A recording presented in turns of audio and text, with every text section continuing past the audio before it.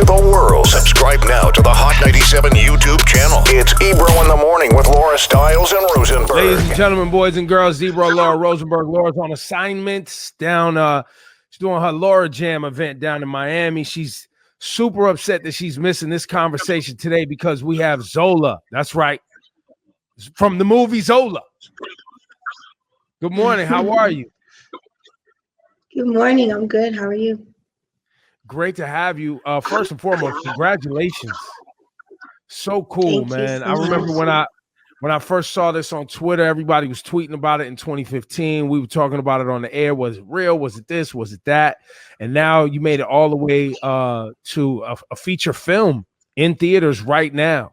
I would love to, for even beyond the story, I would just love to, as a writer and somebody who put out content that became a movie, for the audience, can you just talk about how just that path getting to this point? Was it hard? Was it what you expected? Did you get everything you wanted? Where did you compromise, et cetera, et cetera?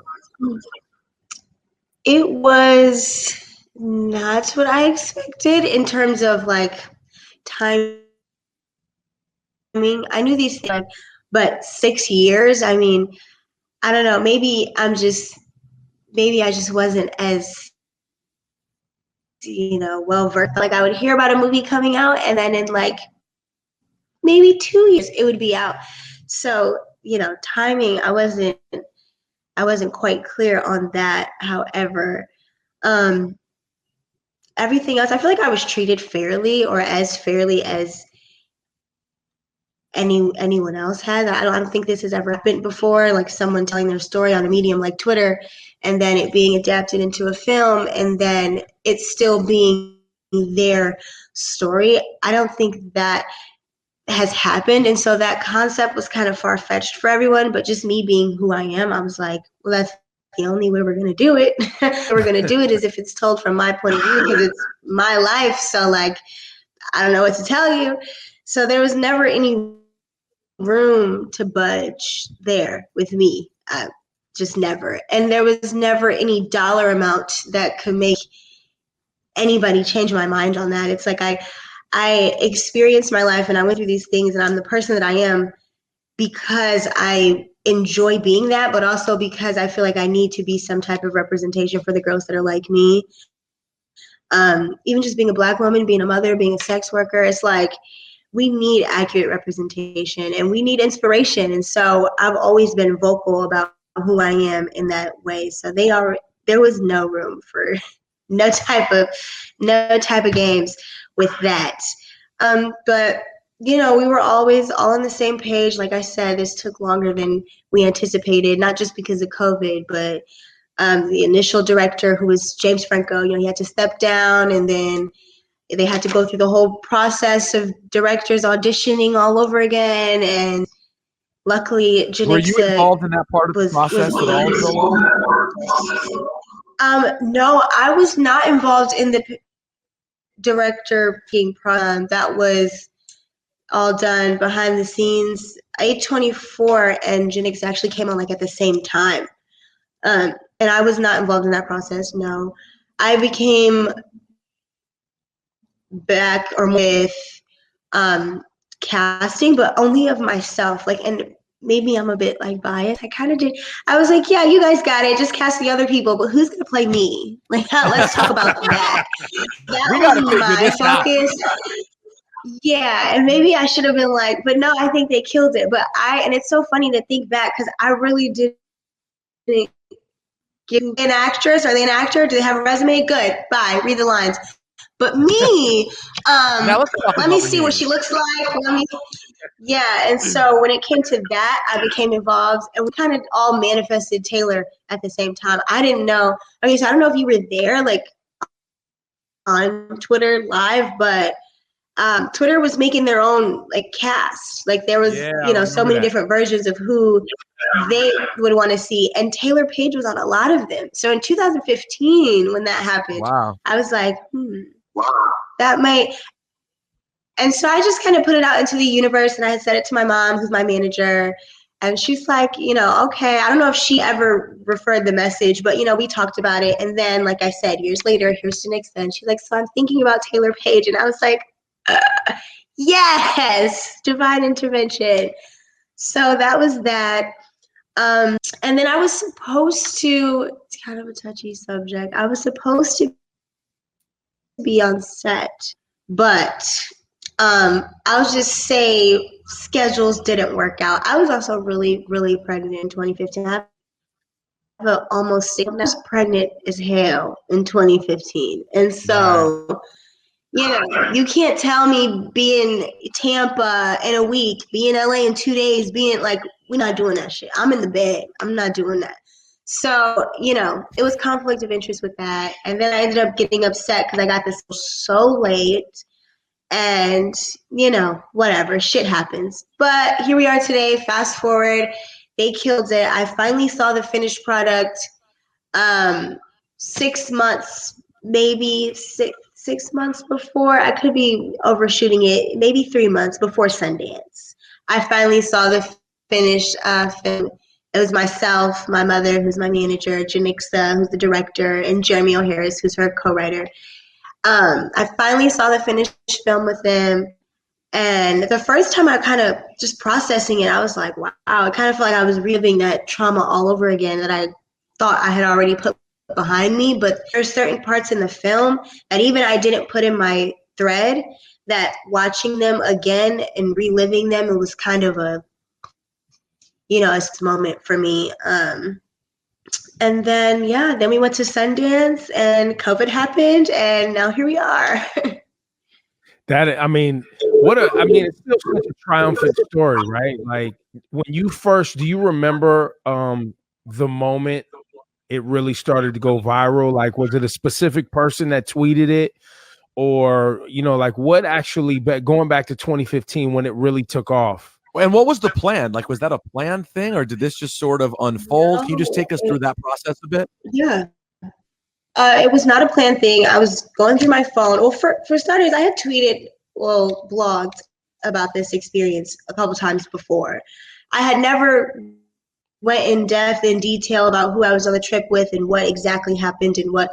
But as soon as I got home from the trip, which was in March of that year, I told this in October.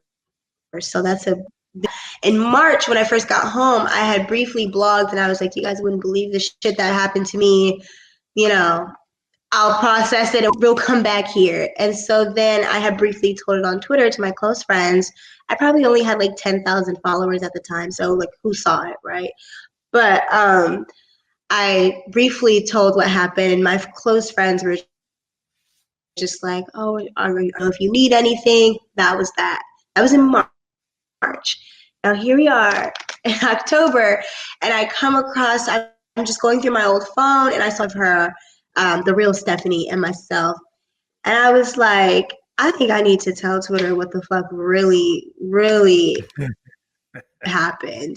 And I wasn't, who knows, I was just like upset or something, I don't know, but I'm like, I'm gonna tell what the fuck this bitch really did to me.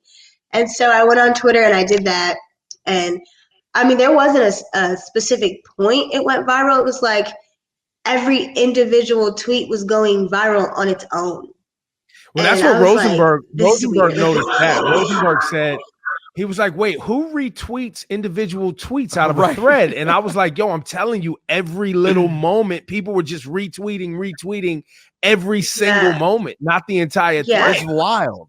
Exactly. It wasn't the whole thing. But their threads weren't a thing. So you couldn't retweet one tweet and then they all kind of dropped down. Like that didn't exist. I was tweeting so each individual tweet was getting thousands of engagements on its own individual accord. And I was like, what the fuck is this about? It's like, wait a minute. And so everyone's asking me questions about each individual tweet. And I'm like, I can't break each tweet down. So I might as well just finish the story. So that's how that happened.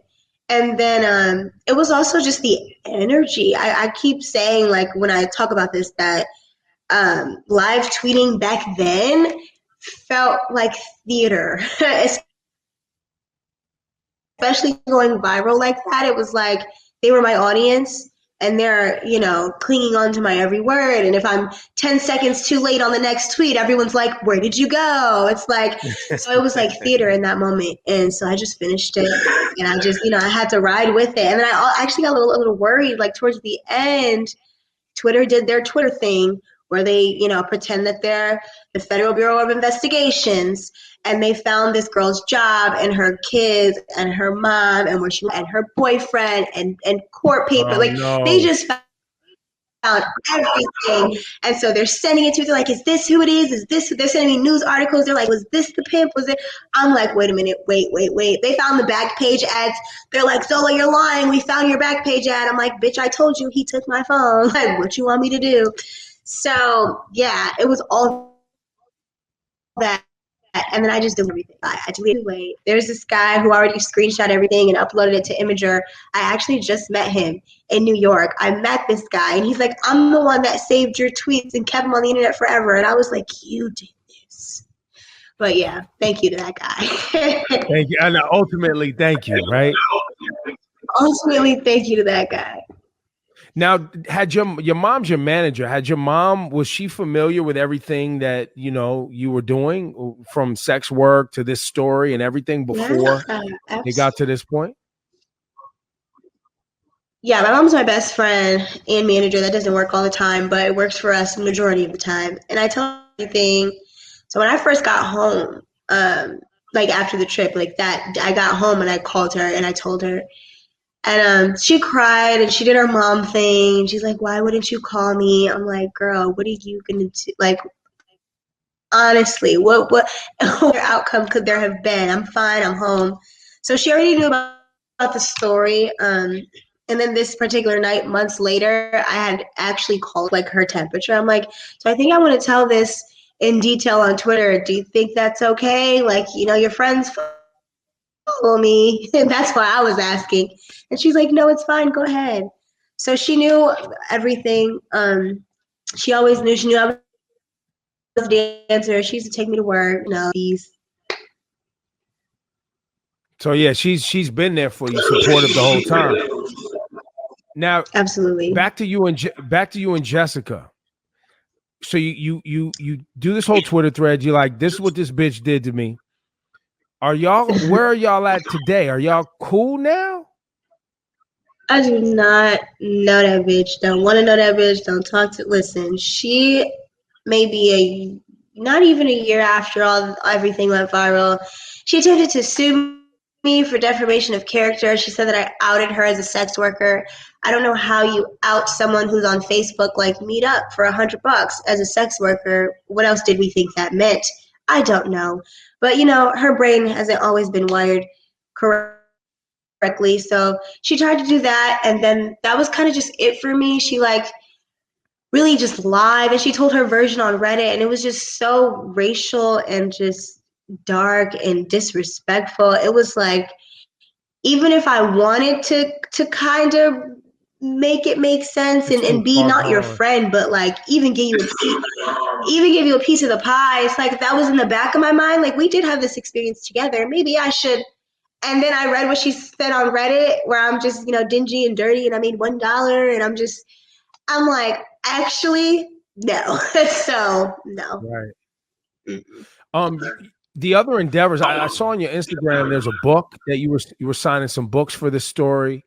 You know, you also, Yes. I I heard that you have music too. I do. I've been recording music since high school. I mean, that's always been a hobby of mine. I've always been, I like poetry, and so I feel like poetry just translates to music in this specific type of way to express myself. And I record every other day. I'm always in the studio. I have an EP out. It's just called Zola. It's like 5 songs, just to give a little taste. But yeah, she's always working on her music. And then the book is just, it is the tweets, but in book form. And it's just really graphic. It's really pretty. It's really aesthetically pleasing to look at. It is a beautiful, beautiful book. It belongs on everyone's coffee table. Now let's talk about this OnlyFans. Ah, I went and looked at the OnlyFans. Yes. It was $25.99. What's going on the OnlyFans? Well, I haven't even posted content in a while. And it actually used to be $100, and then I got nice and I put it to $50 a month, and it's been doing just fine.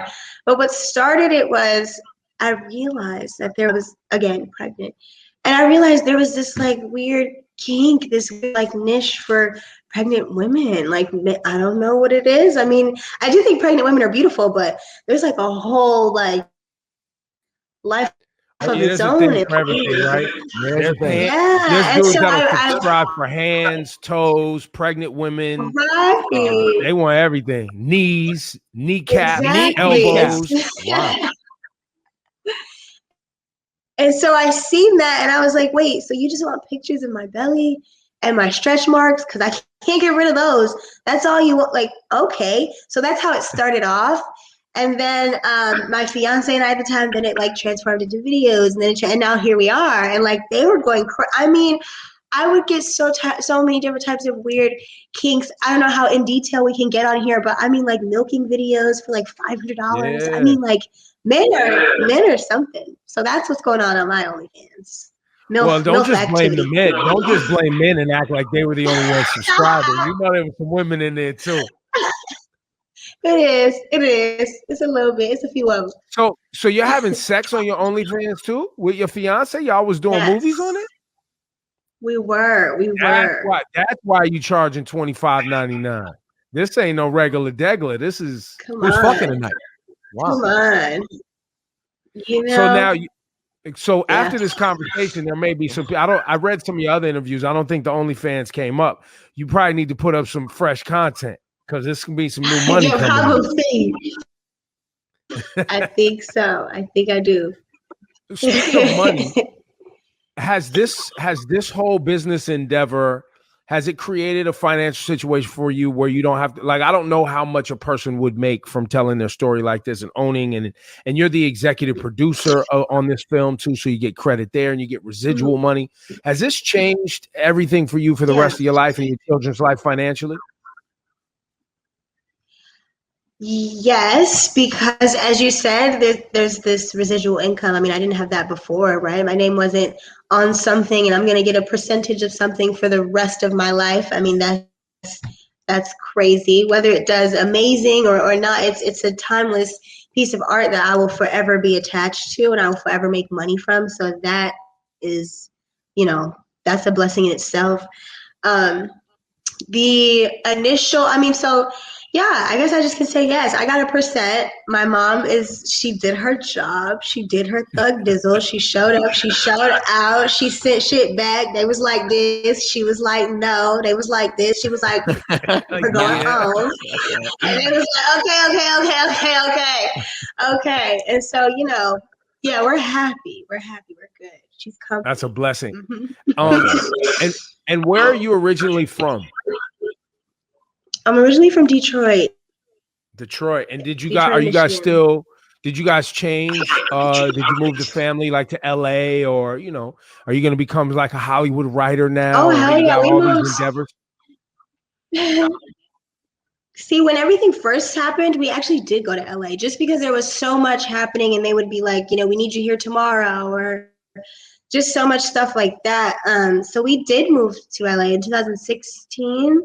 We moved to LA. We were there for about a year. Like I said, I can't stay for more than 2 weeks. I was like, Mom, this ain't gonna work. Like, it's just not gonna work. So then we came back to Atlanta, and we've been here ever since. It's just easier. I'd rather get on a plane and go to LA than, be living in LA. So we do everything from Atlanta.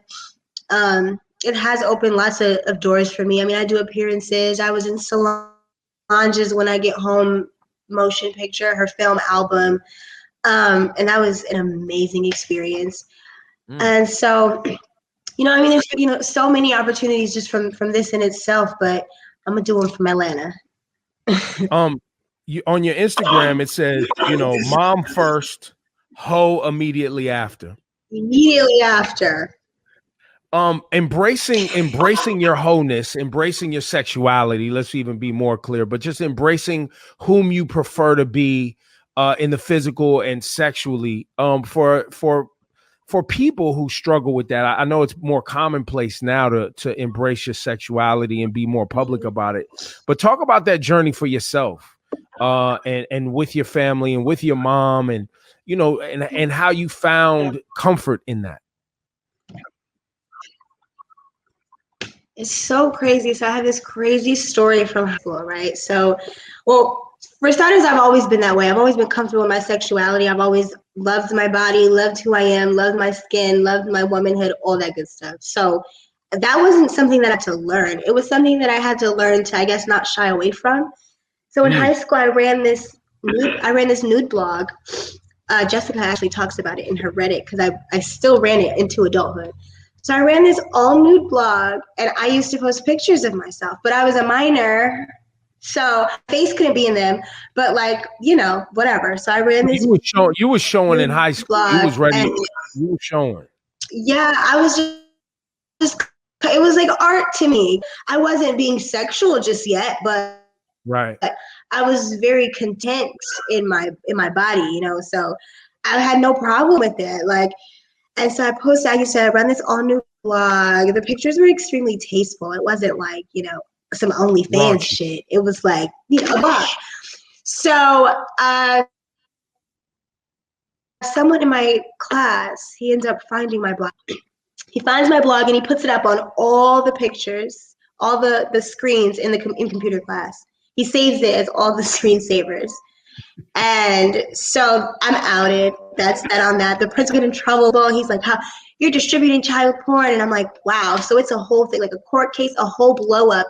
And that at that moment for me, I was like, but nobody's talking about this little boy and how he found my blog when you got to say that you're 18 and over to enter it, and why he put it on all the computers in the class. Nobody's talking about that.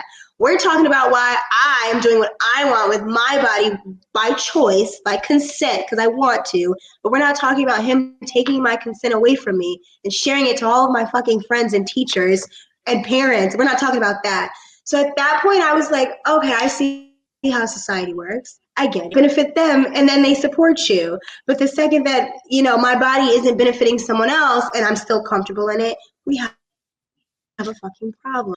So after that moment, my whole life has been a watch this moment. Watch this. Like, I got something for that.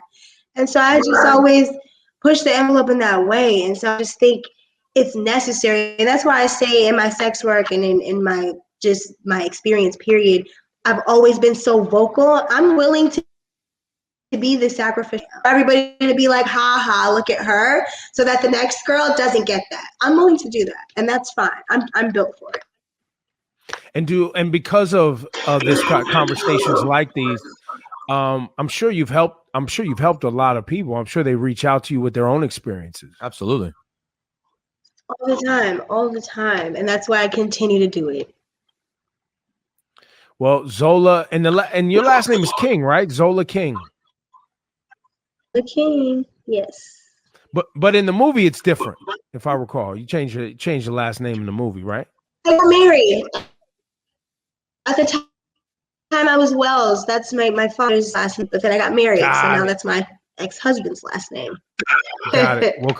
Well, First of all, congratulations on all of that and the positive personal life and everything going on. And once again, congratulations on this moment, just in telling your stories, because it seems like you have a lot more stories to tell. And does this open the door for you to tell more of these stories? And do you plan on, is there more movies or any in the works yet? Yeah, possibly. I hope so. So there's a few conversations going on about what exactly I want to do with my story. I mean, we're talking series, we're talking films, it's all conversation right now. But although everyone else is ready and they're like, okay, well, what do you want to do? Like, Viceland's on the phone, like WME's on the phone, like, and I'm like, okay, but I want to sit down and enjoy this moment. Like I said, it's been a 6-year process. I just want to kind of take it in. Like, there's a movie about me. I want to go watch it 1,000 times. And then I'll, be ready to talk to all those other people. But my name is in lights, y'all. Chill. I just want to stare at my name in lights for a second. Let me just look at it for a second. Who knows? Well, I just told Jeremy O'Harris we were talking to you, and he said, "Fuck yes," like a little sis, the coolest ever. So he obviously feels very strongly about you, the talented and great Jeremy O'Harris. I love him. I love him so much. That is my brother. It's the big brother I never had. I'm the oldest of 8, so Jeremy is the big brother I never had. Wait, you have 8 siblings, or 7 siblings? I'm number 8. I'm the old. Yes. What did they have to say about your first of all? What did they say about all of everything that you are? How does that play in the family? Everybody's like, Zola, she's doing her thing. I'm sure there was some controversy. No, I'm like the Kim K of my family, okay? It's like they hate to love me, but like they got to. Like we all are in this together. I'm totally the Kim K of the family. Nothing ever surprises them. They're like, oh, she's naked on the internet? Cool. Like, great. They already know. When they know me, they're like, oh, she's selling sex tapes? Cool. Like, oh, okay. Oh, you have a movie? Saw that coming. It's like, okay. So yeah, they know me, and nothing that I do or say surprises them.